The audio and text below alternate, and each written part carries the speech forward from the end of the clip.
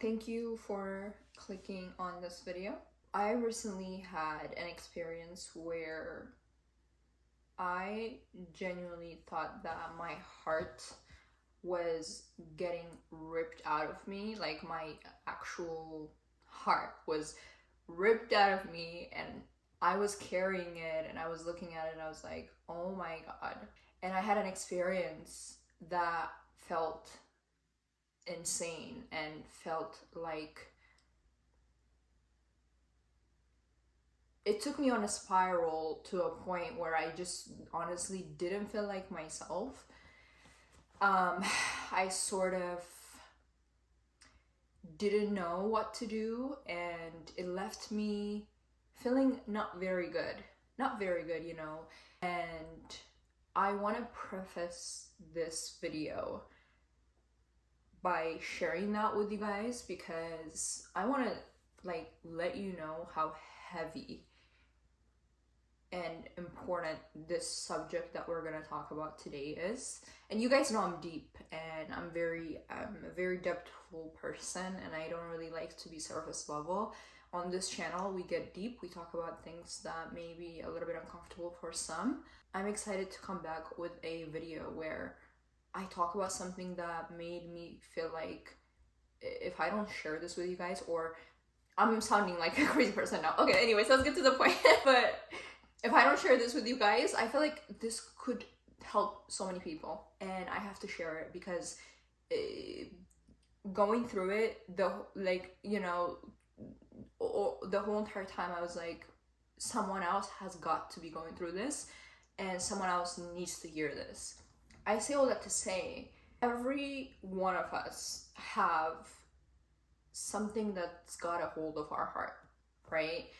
And the heart is such a crazy but also very important thing that we have to consider when we're living through this life.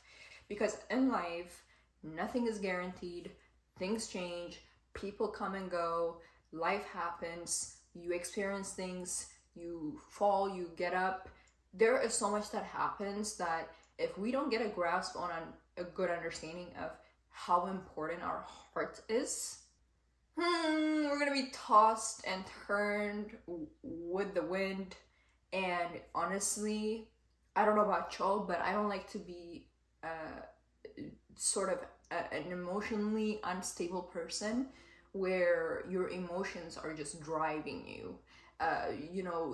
Based on people that are in your life, things that are happening in your life, you are sort of getting dragged by the whatever because you don't have a foundation and because you don't have that stable, sort of firm foundation to hold you.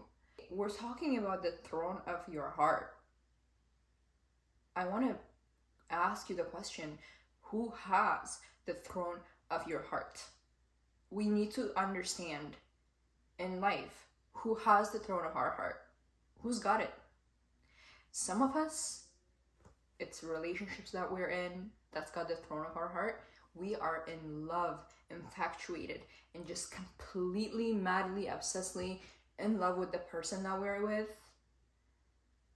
We are idolizing the people that we're dating, or maybe the people that we even like, or perhaps even the sort of, whatever the case may be, your husband, your wife, like whatever the case may be, we're infatuated by people and our emotions and our attachments, that it's relationships that's got the hold of our heart. Some of us, it's success.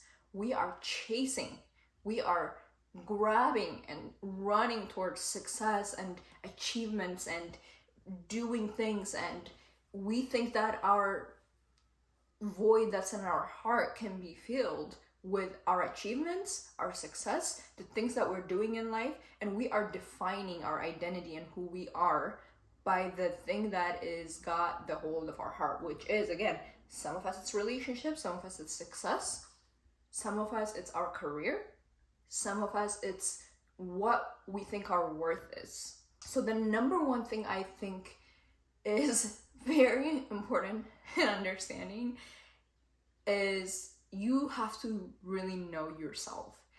So many of us are walking around this planet Earth just not knowing who we are and not knowing our worth and not knowing, like, actually, like, what's the point of life. And that is what I want to emphasize in this channel. On this channel, we talk about these things. I really like to get deep with you guys and talk about there is more to life than just floating around and just doing whatever. Like, that is not what we're here for. Like, there's a purpose for us. There's a reason why we're here. It's important to understand who we are, but also our worth. Because if we don't know our worth, we attach ourselves to people and success and our career. We get our worth from those things. That's why when I was there, I was spiraling and I was going crazy with all my crazy emotions, and it was like not a good place to be at, to be honest with you guys. And I looked at myself and I said, Kadest, what is going on, girl?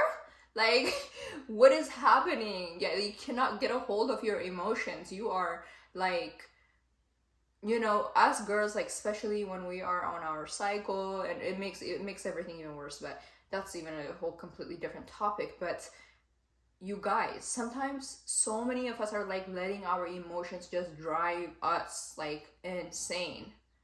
And I think that's the point I'm trying to make to you guys, is that if we don't know who we are and we understand where our worth comes from, and we have a firm foundation, obviously, in the Lord and who He says we are, it's gonna be very easy to put anything on top of the Lord and make that our identity and make that our worth and make that our sort of, give that thing the throne of our heart. And our heart is a crazy thing, and I keep saying heart and I keep coming back to it because I'm gonna give you guys like 3 Bible verse that just like changed my life when I was processing this. That the Bible is funny. The Bible is hilarious. Let me get my iPad so we can talk about that. The Bible is actually hilarious because the Bible is like talking to us about it so many times. I'll give you an example. Proverbs 4:23. Above all else, guard your heart, for everything you do flows from it. Like, the heart is the thing that literally controls the center of your whole entire life. You know, whatever it is basically occupying is ultimately what's going to shape your thoughts, your decisions, your patterns, your freaking direction of where your life is going to go. So when it says above all else, guard your heart, for everything you do flows from it, it is talking about how important it is that we make sure that whatever is in our heart, we are being very selective of, and we are being very careful of, and that's why modern relationships are concerning. People get into relationships, situationships, and it is a common thing nowadays to just the hookup culture, the just dating around, the just going out with people, the situationships, and then we wonder why everything just ends up horribly. Like, I have heard stories after stories, even myself have experienced so many things, because I want to talk about the most important thing I learned like probably this week to you guys, that connections are insane, okay? You can connect with somebody or something, and sort of, if you're connected with the wrong thing or wrong person, no matter how emotionally infatuated you are with that person, if they are the wrong person for you, in other words, they're not equally yoked with you, or perhaps even you're not in alignment with them in any shape and form, that's why it derails you from your path. That's why you go in this spiral mode of emotions because you are connecting. Okay, there are different kind of connections, and actually I'm learning about this now, but there's physical connection, emotional connection, all these things. But people are, when we're talking about the physical part, people are doing hookups and sleeping with each other, doing all these things. Why do you think your emotions are like all over the place and you go crazy? It's because all those chemicals, like literally just doing all the things that we're not supposed to be doing, and then you go crazy about the person and you call it love. Same thing with emotion. Emotional is even worse, which is, in my personal experience, that's mainly what I experience, is emotional attachments and emotional bonding and emotional soul ties. That is a thing, guys. And I say all that to say that, like, when you're connected with the wrong thing, or you get into these relationships, all these things, you are opening up your heart to these things. And I'm bringing this point because I want to make the point that when you are not guarding your heart and you're just letting anything and anything enter it, and you are opening love and infatuation and relationships and all these things that you're entering, that is not in the form that the Lord has created it for it to be done, you are ultimately inviting things into you that's never supposed to enter you. Does that make sense? Like, above all else, guard the heart. Everything you do flows from it. Everything you do after that literally flows from it, right? And then another one that I saw was Matthew 6:21. For where your treasure is, there your heart will be. Also, what is this communicating to us? Whatever you value most will eventually control your heart. So that is why whenever we go through breakups, we keep going back and forth with people. That is why we go on this spiral of just going crazy. So and another one, Ezekiel 14:3, these men have set up idols in their hearts. This shows that idols are not something that we pray upon, or like, they're not just statues. The idols are ultimately the things that we place above the Lord. It is the thing that we are putting in place in God's position in our heart. That is the Lord's position. Instead of putting God in that position of our heart, who do we put on there? We put our idols. That could be relationships, that could be success, whatever the case may be for you. Now, the way to identify this, I feel like, is you need to just question yourself. Whatever controls your emotions, guys, and whatever it is that you cannot go without, or whatever you feel like you need to get through, and whatever is the thing that you're thinking about all the time, that is the thing that ultimately shows you who is in the throne of your heart. Who isn't on the throne of your heart? Who is it? It's gonna be either your career that you're putting on there, you're putting other people on there, you're putting other people's opinion, whatever the case may be. I feel like a huge indicator is like whenever your peace falls and basically rises and falls based off of the people that are in your life, or the success that you want to receive, or like the approval that you're seeking, or whatever the case may be, and based on your circumstances as well. Because, like, for example, if you're not getting the things that you want right now and you're spiraling because you just didn't get what you wanted, and your emotions and how you feel and how you show up every day changes based off of that, that is how you know who has the throne of your heart. You're gonna know by dissecting your heart and finding out what like how you show up every day, how you act, and how you're going about your day every day, basically, will show you ultimately who has the throne of your heart. And why do I say that? Is because when God has the throne, okay, of your heart, you are going to experience peace.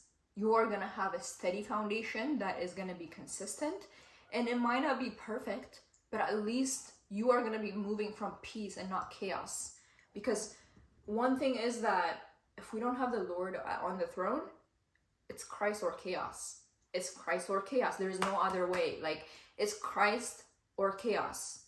And I say that because whatever else that's got our heart, I don't know about you guys, maybe it's like it's a level of conviction, I don't know what it is, but y'all, like the moment I put anything above the Lord, and I'm talking about, I'm not intentionally doing it, but it's rather just like I accidentally put, like I'm thinking about something more than I'm thinking about the Lord, immediately like my peace disappears from me. Like I have to chase down my peace and find it again, because it's only can be found in the Lord. It can't be found in anywhere else. So basically, you gotta put the Lord back on the throne. Simple.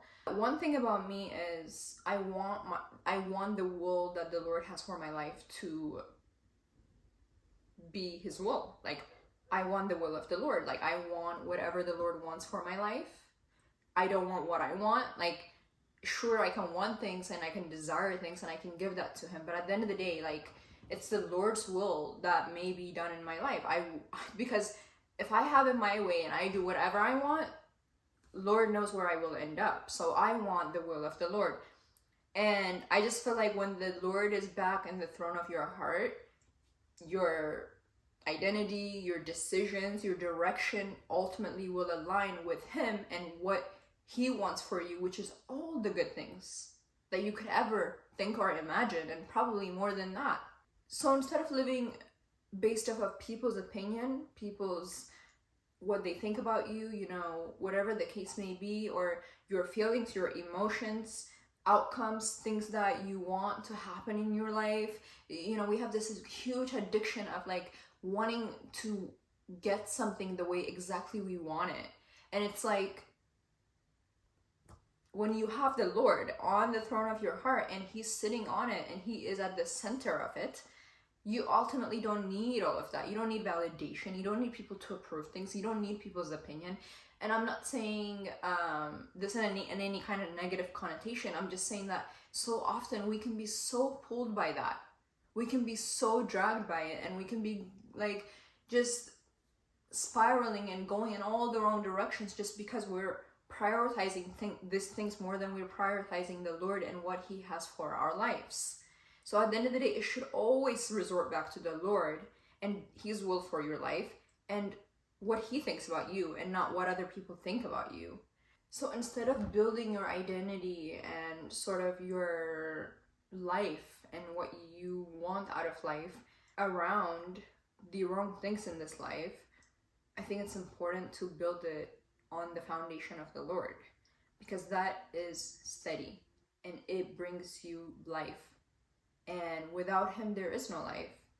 And I just think this is such an important thing to consider, because as I experienced what I experienced, one thing that came out of it is that the realization of, wow, like the moment the Lord is off of the throne, I can feel it in my heart and my spirit, and it just goes in a really wrong direction. It's never a good thing. And if you feel like your life is falling apart and stuff is happening and nothing is going maybe perhaps in the way that you thought it would go, and you're constantly in this thing of like trying to fix things and trying to make something out of your life, it's like, bro, just put the Lord back on the throne. Simple. Put him back on the throne. See how your life changes. See how the Lord shows up. See how he will reward that. So I just think sometimes we prioritize so many other things in our lives instead of putting God first. And these verses, I feel like really highlighted something really important to me, because it made me realize that the Bible consistently talks about it. You know, there's a reason for that. It consistently reminds us, hey, guard your heart, take care of it, make sure that you don't just have it open for anything and anyone to enter. Make sure that you're taking care of it. Make sure that if something is going to affect the way you're going to move, hey, perhaps put a limitation on it, put a boundary on it, do something about it. And yeah, I just think that's so important to do. And if you want a fulfilling life, one that is aligned with the Lord and his will for your life, I think it's important to put the Lord back on the throne of your heart, because everything flows from your heart. And the moment anything else is on the throne of your heart, success, relationships, people, idols, things that you want to do, the moment that is what is on the throne of your heart, I don't know about y'all, but my life goes south real quick, and it's not a good place to be. And every time I get there, I question myself, how did I get here, and how do I make sure I never get back here? And the answer each time has been for me that I put the Lord back on the throne of my heart.